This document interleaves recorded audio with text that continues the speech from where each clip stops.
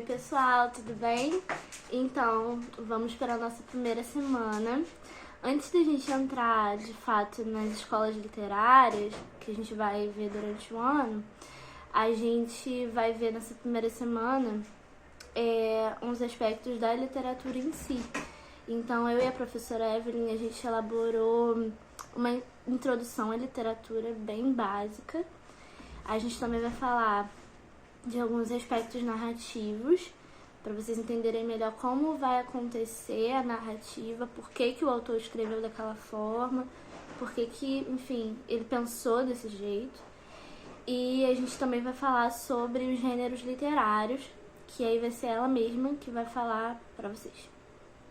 Nesse primeiro vídeo eu vou conversar com vocês sobre essa pequena introdução à literatura, que é a nossa primeira aula, o que seria de fato literatura, né? Assim como definir arte é uma coisa muito difícil, e não tem como definir em uma linha ou em uma palavra, não tem como definir literatura, porque a literatura é arte, né? Assim como a música, assim como a poesia, assim como a escultura ou a pintura, né? A literatura ela é um movimento artístico, um movimento estético, né? E além de pensar o que é literatura, a gente também pode pensar a função da literatura. Para que serve a literatura afinal, né? Assim como o que é literatura, as funções da literatura são várias, né? Existem pesquisas até hoje tentando definir qual seria a função, e dependendo do ponto de vista a gente pode pensar em várias coisas, né? Mas uma dessas definições que é fato e que é um fato inegável é que a literatura ela tem uma função humanizadora. Ela faz com que a gente se encontre com a nossa própria humanidade, né? Essa definição vem de Antônio Cândido, que foi um crítico literário importantíssimo, brasileiro, sociólogo, talvez o maior crítico que a gente já teve no Brasil de literatura, né? Pensou muito as funções e, enfim, a literatura no geral. Essa definição de que a literatura humaniza o homem, ela tem a ver com que quando a gente entra em contato de verdade, né, com uma obra ficcional, a gente é capaz de sentir uma infinidade de emoções. A gente pode sentir alegria, tristeza, prazer, melancolia, né? E como eu disse aqui, esses sentimentos nem sempre são bons. A gente pode gostar muito de uma obra de arte, uma obra literária, e a gente pode não gostar. E quando ele fala dessa humanidade, ele também fala dos sentimentos ruins. E aí é quando eu penso em Gombrich, né, que é um grande também crítico, só que de arte, da história da arte, europeu. Ele, né, enfim, é referência para estudar a história da arte. E eu penso muito na lógica dele da história da arte, pensando na literatura também. Sobre esses sentimentos que às vezes não são tão agradáveis quando a gente lê literatura, né? Ele tem um jogo de palavras que é mais ou menos assim, que não existem razões erradas pra gente gostar de uma obra de arte. Ou seja, eu posso gostar de um livro por vários motivos. Eu posso gostar de um livro porque eu me identifico com o protagonista, ou porque tem a ver com o Rio de Janeiro, que é a cidade em que eu moro. Eu posso gostar por infinitos motivos. Mas ele também diz que existem razões erradas para não gostar de uma obra de arte. Ou seja, quando a gente não gosta de uma obra de arte, existe um motivo, né, para a gente não gostar. Existe uma razão. E essas razões é que a gente precisa prestar atenção na hora de ler, né?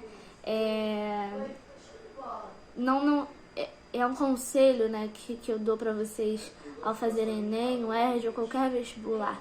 Não são as nossas questões que devem fazer com que a gente goste do texto, né? O Enem ele não está preocupado se a gente gostou do texto, se ele agrada, né? A gente tem que pensar o texto pelo texto, né? Na hora de fazer a prova. Então é importante pensar nessas questões quando a gente pisa nesse terreno que é a literatura. Ainda falando sobre arte, é um fato de que pintores, o material do trabalho de um pintor, por exemplo, é tinta, é pincel, é até técnicas, né, próprias de pintura. Mas é difícil ver essa magia acontecendo na literatura. é difícil imaginar as técnicas literárias e linguísticas que um autor utiliza para contar a sua história, para, né, criar uma obra de ficção. E é isso que a gente também vai fazer aqui, né? Eu e a professora Evelyn. Pensar com vocês esses aspectos literários que fazem com que um autor escreva de tal forma, né? Uma dessas formas, eu botei aqui no arquivo para vocês, eu não sei se vai chegar o arquivo todo junto, né? Falando dessa introdução à literatura, os aspectos narrativos e os gêneros literários todos juntos, mas eu aconselho que vocês, enquanto ouvem, né, o que eu tô falando, abram, né, o arquivo para vocês acompanharem, né?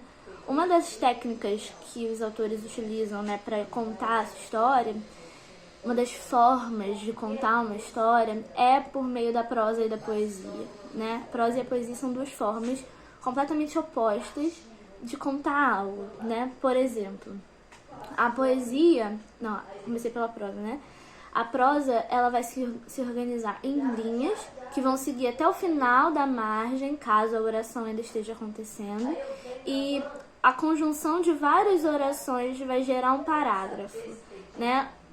A conjunção dessas linhas, né, que vão até a margem, até o final da folha do caderno, a conjunção dessas linhas vão ser parágrafos, né, até o ponto final. E ali o autor vai organizar as ideias daquele texto com os parágrafos. Os parágrafos, eles vão se conversar e vão criar capítulos, vão criar um conto em si, ou uma crônica, né? Existem vários gêneros, tipologias textuais que vão criar esse texto. Agora, a poesia, ela é diferente porque a linha, ela pode seguir até o final da margem ou ela pode não seguir, né? Isso vai ficar a critério do poeta, né, que está compondo aquela obra. E essa também é uma das características da poesia, essa liberdade de produção, né, de ir até o final da margem ou não, né? E a conjunção dessas linhas, que na poesia se chamarão versos, a conjunção desses versos, em vez de ser parágrafo como na prosa, eles vão se chamar de estrofes. É óbvio que depois do modernismo, que vocês também vão ver com a gente vai perceber que os autores, os poetas, né, os autores de poesia, eles podem ter alguma conversação entre as estrofes, como pode não ter. Mas nesse início agora que a gente vai ter nas escolas literárias, que a gente vai presenciar, né, várias poesias, é importante a gente pensar que a poesia, ela tem um compromisso com a rima, com a métrica, com a musicalidade da poesia, né? A poesia, na sua origem, ela vem sendo cantada, né?